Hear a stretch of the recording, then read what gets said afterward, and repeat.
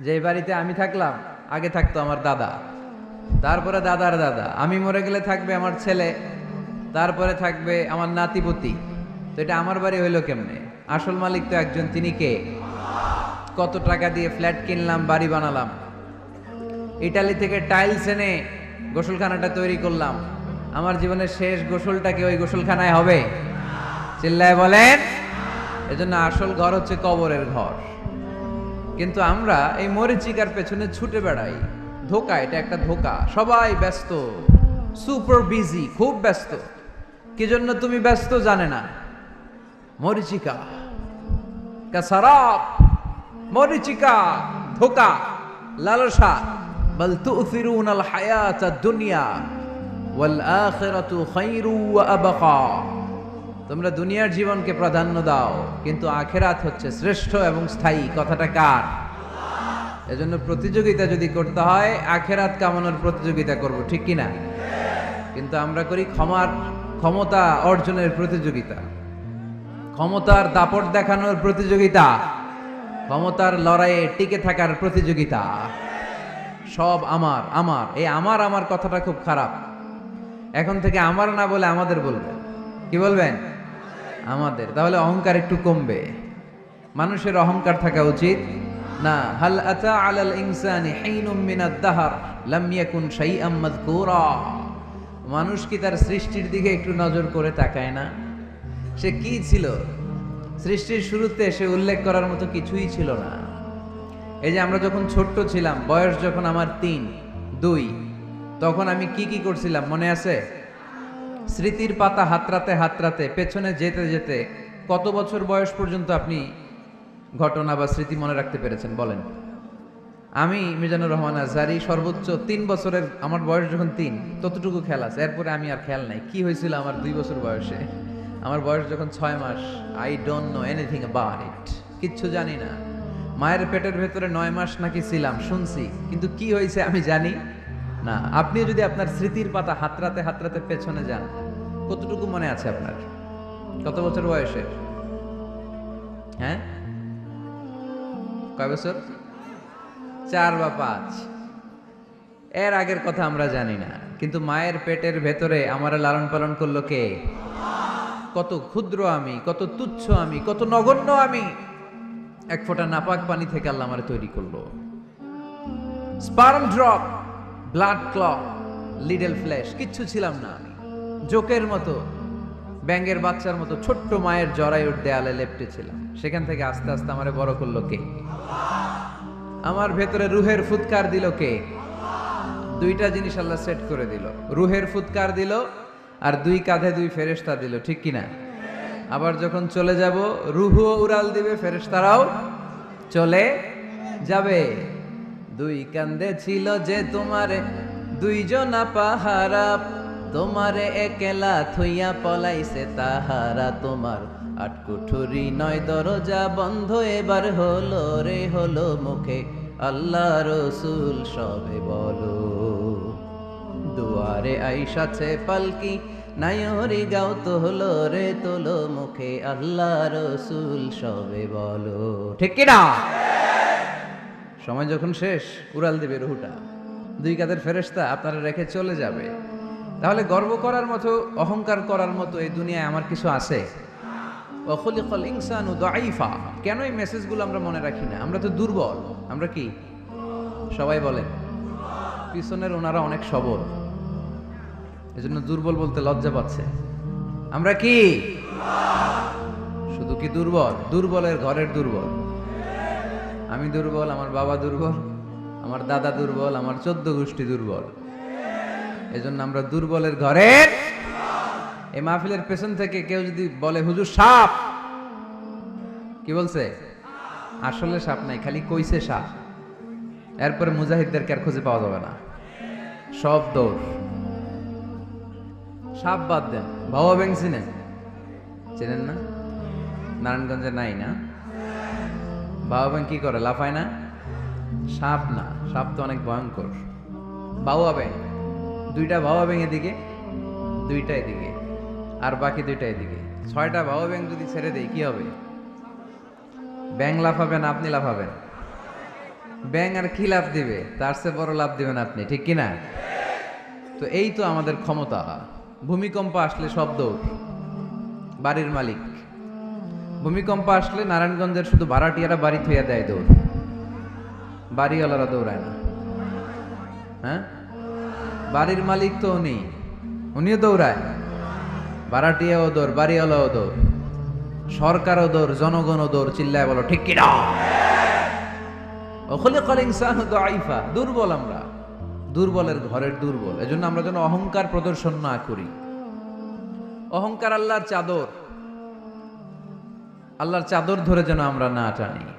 আমরা যেন বিনয়ী হই, মুতাওয়াদি। কানা রাসূলুল্লাহ সাল্লাল্লাহু আলাইহি ওয়াসাল্লাম মুতাওয়াদিআন জিদ্দান, অত্যন্ত বিনয়ী ছিলেন আল্লাহ রাসূল সাল্লাল্লাহু আলাইহি ওয়াসাল্লাম। কখনো অহংকার দেখাতেন না, কখনো অহংকার প্রদর্শন করতেন না। অহংকার করা হচ্ছে শয়তানের খাসলাত, ঠিক কিনা? খালাকতানি মিন নার ওয়া খালাকতাহু মিন তিন। সে লজিক খাটাইছে আল্লাহর সাথে। আল্লাহর সাথে লজিক খাটানো যাবে? আল্লাহ বললেন সেজদা দাও, আদমকে সেজদা দাও, সব ফেরেশতারা সেজদা দিল। শয়তান যুক্তি খাটালো, খালাকতানি মিন নার, আল্লাহ তুমি আমাকে তৈরি করেছো আগুন থেকে, ওয়া খালাকতাহু মিন তিন, আদমকে তৈরি করেছো মাটি থেকে। মাটির বৈশিষ্ট্য রেখে দিলে নিচে টপাস করে পড়ে, আর আগুন জ্বালিয়ে দিলে উপরে দাউ দাউ করে উপরে উঠে যায়। তো যেটা ঊর্ধ্বগামী এটা নিম্নগামীকে কখনো সেজদা করতে পারে না। এই লজিক খাটাই আসে শেষ, ওর দুনিয়াও শেষ, আখিরাতও শেষ। আল্লাহর আদেশের ক্ষেত্রে কোনো লজিক নাই। সামি'না ওয়া আতা'না, শুনলাম মানলাম। আল্লাহ আদেশ করেছে, এই আদেশের উপরেই থাকতে হবে। বরকত আছে না নাই?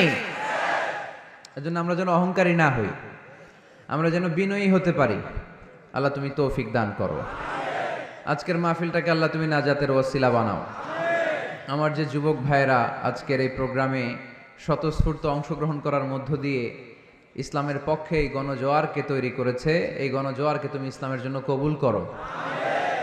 আমার প্রাণপ্রিয় যুবক ভাইদেরকে তুমি সৈয়দনা ওমরে ফারুক রাদিয়াল্লাহু তাআলা আনহুর মতো ইসলামের বীর সেনানী হিসেবে কবুল করো। পর্দার অন্তরালে আমার মা বোনদেরকে আল্লাহ তুমি খাদিজাতুল কুবরা তাহেরা রাদিয়াল্লাহু তাআলা আনহার মতো কবুল করো। পুলিশ ভাইরা আজকে অনেক কষ্ট করেছে। আপনাদের এই থানার সম্মানিত ওসি সাহেব, উনি ওনার প্রোটোকল দিয়ে আমাদেরকে এখানে নিয়ে এসেছে। আপনাদের এই এলাকার সম্মানিত চেয়ারম্যান সাহেব সারাটা দিন অনেক কষ্ট করে এই প্রোগ্রামকে এনশিওর করেছে। বিশেষ করে আপনাদের অত্র এই আসনের সম্মানিত এমপি মহোদয় সেলিম ওসমান সাহেব, উনিও খুব খোঁজ খবর নিয়েছে এই প্রোগ্রামের ব্যাপারে। সর্বোপরি আমরা আল্লাহর কাছে শুকরিয়া জানাই যে আল্লাহ তাআলা আজকে আমাদেরকে সুস্থভাবে এই প্রোগ্রামে আসার সুযোগ করে দিয়েছে। এরকম প্রোগ্রাম, কোরআনের মাহফিল বন্ধ হোক, এটা কি আমরা চাই? কোরআনের কথা চলবে, এটা আমরা চাই কি চাই না? সেজন্য যদি ত্যাগ স্বীকার করা লাগে, দরকার আছে না নাই? ময়দানে যদি থাকতে হয়, রাজি আছি না নাই? আল্লাহ তুমি তৌফিক দান করো। মুসাপুর পশ্চিমপাড়া জামে মসজিদ, মুসাপুর কি গ্রামের নাম? যুব সংগঠন ও এলাকাবাসীর যৌথ উদ্যোগে, মাশাআল্লাহ, যুবক এলাকাবাসী ভাই ভাই, অন্যদের কোনো খাওয়া নাই, ঠিক কিনা? এরকম আন্তরিক সংঘ গড়ে তুলতে হবে এলাকায়। যুবকরা হচ্ছে আগামীর বাংলাদেশ, তোমাকেই খুঁজছে বাংলাদেশ। তোমার দেহে এখন অনেক শক্তি, উচ্ছ্বাস, এটাকে ইসলামের পক্ষে কাজে লাগাতে হবে। এটা আজে বাজে কাজে, মাদকের পেছনে দৌড়াদৌড়ি করে, অপরাজনীতির পেছনে দৌড়াদৌড়ি করে, মারামারি এগুলোর পেছনে দৌড়াদৌড়ি করে, সন্ত্রাস, জঙ্গিবাদ, টেন্ডারবাজি, চাঁদাবাজি এগুলোর পেছনে দৌড়াদৌড়ি করে সময় নষ্ট করা যাবে। এদিকে কি দেখা যায় না?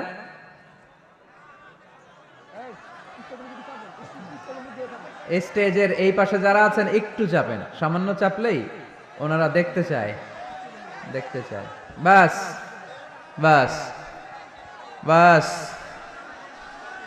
একটু চাপতে হবে বোধহয় আপনাদের।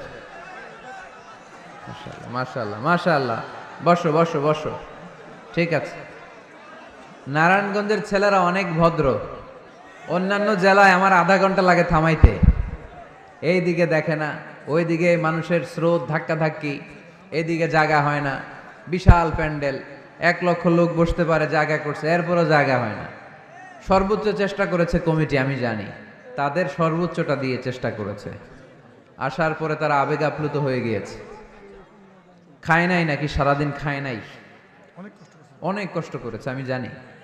তো এই জন্য আপনারা সহযোগিতা করবেন। নারায়ণগঞ্জের ছেলেরা অনেক ভদ্র। গতকাল আমার এলাকায় মাতো এলেই আমি ঠিক করতে পারি নাই, আধা ঘন্টা সময় নিছে।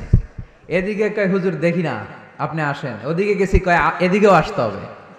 পরে এদিকে যে এদের সাথে দেখা করলাম, সব শেষে আধা ঘন্টা 35 মিনিট পরে এরা ঠান্ডা হয়েছে। তারপরে লোকের ধাক্কা ধাক্কি। এই গণজোয়ার এগুলো কোরআনের বিজয়ের একটা সাক্ষী, বিজয়ের একটা সাইন, ঠিক কিনা? এই বিজয়কে কি কেউ ঠেকায় রাখতে পারবে? দুনিয়ার কোনো লাভের জন্য আমরা আসছি? একজনকে খুশি করার জন্য এসেছি, তিনি কে? এই বিজয়ের জন্য যদি সর্বোচ্চ স্যাক্রিফাইসের নাজরানা পেশ করতে হয়, আমরা রাজি আছি না নাই? কারা কারা রাজি? দুহাত উঁচু করে আল্লাহর দেখায়।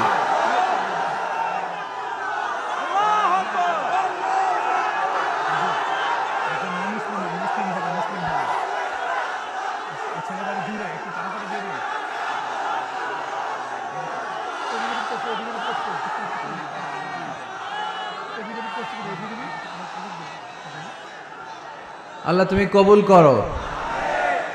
এই যে যুবক ছেলেগুলো খেলার মাঠে যায় না, এখন আড্ডাবাজিতে যায় না, টেন্ডারবাজিতে যায় না, চাঁদাবাজিতে যায় না, উল্টাপাল্টা কোনো কাজে যায় না। এরা যাত্রা পালায় এখন আর যায় না, এরা গানের কনসার্টে যায় না, এরা কোরআনের প্রেমে পাগল হয়ে এসেছে, ঠিক কিনা? কোনো বিরিয়ানির প্যাকেট আছে নাকি আজকে? তাইলে এই গণজোয়ার এটা কোরআনের পক্ষে না বিপক্ষে? আমরা কোরআনের পক্ষে থাকতে চাই কি চাই না? আল্লাহ তুমি আমাদেরকে কবুল করো। কোরআনের প্রতি ভালোবাসাকে ইসলামের বিজয়ের জন্য তুমি কবুল করে নাও। এই জন্য যুবক যারা আছো, তোমরা আগামীর বাংলাদেশ। তুমি বাংলাদেশ, তুমি বাংলাদেশ। 10 বছর 20 বছর এমন ভাবে আমরা বাংলাদেশের জন্য কাজ করব যাতে গোটা বিশ্ব বাংলাদেশের নাম শুনলে এটা একটা সমৃদ্ধ দেশ, সুখী দেশ, একটা মডেল কান্ট্রি, এই হিসেবে যেন বাংলাদেশকে এক্সাম্পল দিতে পারে, ঠিক কিনা? সেজন্য তোমাদেরকে কাজ করতে হবে খুব বেশি। অলসতা করা যাবে? কাজে কোনো লজ্জা নেই, লজ্জা হচ্ছে অলসতায়। Never underestimate any job. কোনো চাকরি, কোনো ব্যবসাকে ছোট চোখে দেখবে না, whether it small or big. ছোট চাকরি হোক, ছোট ব্যবসা হোক, আমরা করব। আমরা স্বাবলম্বী হতে চাই, নিজের পায়ে দাঁড়াতে চাই, আমরা আত্মমর্যাদা সম্পন্ন মুসলিম হতে চাই, ঠিক কিনা? কি হইছে এখানে? লোকজন অনেক বেশি হয়ে গেছে, দাঁড়ানোর জায়গা নাই। প্রতি রাতের ঘটনা। প্রিয় ভাইরা, কি হয়েছে? কি হয়েছে? প্রজেক্টর আছে, প্রজেক্টর আছে। এই সাউন্ড বক্স এখন নামাইতে গেলে অনেক সময় লাগবে। একটু দেখো, একটু দেখো, ক্যামেরাওয়ালা ভাইদের প্রতি একটু এহসান করো। এখানে যদি 1 লক্ষ লোক হয়, কালকে 20 লক্ষ লোক এই কথাগুলো শুনবে। এই নারায়ণগঞ্জের যুবক ভাইদের উসিলায় কোটি মানুষ কোরআনের পথে আসুক, আমরা চাই কি চাই না? আমরা কোরআনের জন্য সব করতে পারি, সব বিলিয়ে দিতে পারি। আজকের এই 1 ঘন্টার কষ্ট আমাদের কাছে কোনো কষ্টই না, তাই না? মাশাআল্লাহ, মাশাআল্লাহ, এই তো চমৎকার। বেশি নাড়াচাড়া করো না, বেশি নাড়াচাড়া করা যাবে না। আস্তে করে রেখে চুপ করে বসে যাও, চুপ করে বসে যাও। এই তো ছেলেপেলেরা অনেক ভদ্র, ঠিক আছে, আওয়াজ হবে না। জায়গা না পেলে দাঁড়িয়ে শোনো। বলছিলাম যুবকরা হচ্ছে আগামীর বাংলাদেশ। কাজকে ছোট করা যাবে না। যে কোনো কাজ পেলেই করা শুরু করতে হবে। নতুন চাকরি পেলে, নতুন ব্যবসা পেলে এরপরে ধরবা, কিন্তু বাবুগিরি দেখিয়ে অলসতা করে বসে থাকা যাবে? কাজ ছোট হোক বা বড় হোক, বরকত দেয় কে? সুন্দরভাবে করলে প্রত্যেকটা কাজে বরকত আছে না নাই? যে কোনো কাজ করো না ভাই, যে কোনো কাজ করো, তা যেন হয় সবার চেয়ে সবচেয়ে সুন্দর। যে কোনো কাজ করো না ভাই, যে কোনো কাজ করো, তা যেন হয় সবার চেয়ে সবচেয়ে সুন্দর। হোক না সেটা পড়া লেখা, রঙের ভাষায় ছবি আঁকা, হোক না সেটা পড়া লেখা, রঙের ভাষায় ছবি আঁকা, হোক না সেটা সামান্য কাজ কিংবা মহত্তর, তা যেন হয় সবার চেয়ে সবচেয়ে সুন্দর। যে কোনো কাজ করো না ভাই, যে কোনো কাজ করো, তা যেন হয় সবার চেয়ে সবচেয়ে সুন্দর। ঠিক কিনা? যেটাই করি না কেন কাজ যেন সুন্দর হয়, কাজটা যেন এক্সাম্পল স্থাপন করার মতো হয়, তাহলে ওই কাজে বরকত দিবে কে? মাইক অপারেটর কে? আরেকটু স্ট্রং করতে হবে, আরেকটু স্ট্রং করো। ঠিক আছে, আমি বলছি, আল্লাহ রাসূল সাল্লাল্লাহু আলাইহি ওয়াসাল্লাম যখন তোমাদের মতো যুবক, তিনি কি অলস ছিলেন? মা বাআসাল্লাহু নাবিয়ান ইল্লা রাআল গানাম, এই পৃথিবীতে এমন কোন নবী ছিল না যেই নবীরা ছাগল চড়ায় নাই। সুবহানাল্লাহ বলবা না? ছাগল চড়িয়েছেন আমার প্রিয় নবী মুহাম্মদ সাল্লাল্লাহু আলাইহি ওয়াসাল্লাম। মরুভূমিতে তিনি ছাগল চড়াতেন অল্প কিছু পারিশ্রমিকের বিনিময়ে। সাহাবারা বললেন, ইয়া রাসূলুল্লাহ, সব নবী ছাগল চড়িয়েছে বুঝলাম, আপনিও? আল্লাহ রাসূল বললেন, হ্যাঁ আমিও কুনতু আরাআহা আলা কারারিথি আহলি মক্কা, মক্কাবাসীদের দেয়া অল্প কিছু পারিশ্রমিকের বিনিময়ে মক্কা শহরে আমি নিজেও ছাগল চড়িয়েছি। কাজকে ডিফারেন্সিয়েট করে নাই, ছোট বড় না, কাজ যেটা পাও করতে হবে। কাজ করে খাওয়ার মধ্যে কোনো লজ্জা নেই, আছে শুধু সম্মান। ঠিক কিনা? সাউন্ড তো আরো খারাপ হয়ে গেল মনে হয়। এরকম কেন? একটা স্ট্রং এবং clean, strong and clean sound দাও। আসো ঠিক করো। তো এই জন্য যুবক যারা আছো, তোমরা আগামীর বাংলাদেশ। আল্লাহ রাসূল সাল্লাল্লাহু আলাইহি ওয়াসাল্লাম যুবক বয়সে একটা সংগঠন করেছিলেন, নাম হচ্ছে কি নাম? আরবিতে এটাকে বলে হালাফুল ফুদুল। হালাফ মানে শপথ, ফুদুল মানে ভালো কাজ, ভালো কাজের শপথ। আমরা কি পারি না অলিতে গলিতে এরকম হিলফুল ফুজুলের মতো ইসলামিক ক্লাব গড়ে তোলা? পারবো না আমরা? এগুলোর উদ্যোগে আজকে যেরকম যুব সংগঠন ও এলাকাবাসীর যৌথ উদ্যোগে প্রোগ্রাম, এরকম সুন্দর সুন্দর প্রোগ্রাম করতে হবে। শুধু আউটডোর না, এখন থেকে ইনডোর প্রোগ্রাম করার দরকার আছে না নাই? আমাদের দেশে কমিউনিটি সেন্টারে শুধু বিয়ে আর সুন্নতে খাতনা, গোটা বিশ্বে কমিউনিটি সেন্টারগুলোতে কমিউনিটির বড় বড় প্রোগ্রাম করার জন্য তারা অ্যারেঞ্জ করে। কমিউনিটি সেন্টারগুলোতে সেখানে ইনডোর প্রোগ্রাম করতে হবে। প্রতি মাসে ভালো ভালো স্কলারদেরকে এনে, ইনফ্লুয়েন্সিয়াল স্পিকারদেরকে এনে যুবকদেরকে মোটিভেট রাখার দরকার আছে না নাই? কারণ যুবকরাই আগামীর বাংলাদেশ। আল্লাহ রাসূল সাল্লাল্লাহু আলাইহি ওয়াসাল্লাম প্রতিজ্ঞা করালেন যে এই হিলফুল ফুজুলের শপথ হচ্ছে, মক্কায় চাঁদাবাজি টেন্ডারবাজি চলবে না, দুর্বলের উপর সবলের কোনো অত্যাচার চলবে না। তো এরকম হিলফুল ফুজুল থাকার দরকার আছে না নাই? আল্লাহ এই যুব সংগঠনকে তুমি কবুল করো, এলাকাবাসীকেও তুমি কবুল করো। মিনারবাড়ি বন্দর, নারায়ণগঞ্জ, মুসাপুর রাস্তার পার্শ্বে 2 দিন ব্যাপী তাফসীরুল কোরআনের প্রোগ্রামের আজকে দ্বিতীয় রজনী। প্রথম দিন কথা বলেছিলেন হযরত মাওলানা সাদিকুর রহমান আল আজহারি। আল আজহার ইউনিভার্সিটিতে আমরা একসাথে পড়াশোনা করেছি। আমার ছোট ভাই সুন্দর কথা বলে, কোরআন থেকে বলে। আল্লাহ তাআলা সাদিকুর রহমান আল আজহারির জ্ঞানকে তুমি আরো বাড়িয়ে দাও। আজকের রজনীতে আমাকে রেখেছেন আপনার আলোচক। আমার আগে কথা বলেছে very energetic, hard working, enthusiastic যুবকদের আইকন শায়েখ সিফাত হাসান। সে আমারেও মাঝে মাঝে বসায় ওয়াজ করে, সুন্দর সুন্দর কথা শোনায় সে আমাকে, আমিও মন্ত্রমুগ্ধ হয়ে শুনি। যুবকরা যেখানেই আছে ওখানে এনার্জি আছে না নাই? যুবকদের থেকে কথা শুনতে হবে, কারণ যুবকদের মধ্যে আছে অনেক শক্তি। এই শক্তিকে আমরা পজিটিভ ওয়েতে কাজ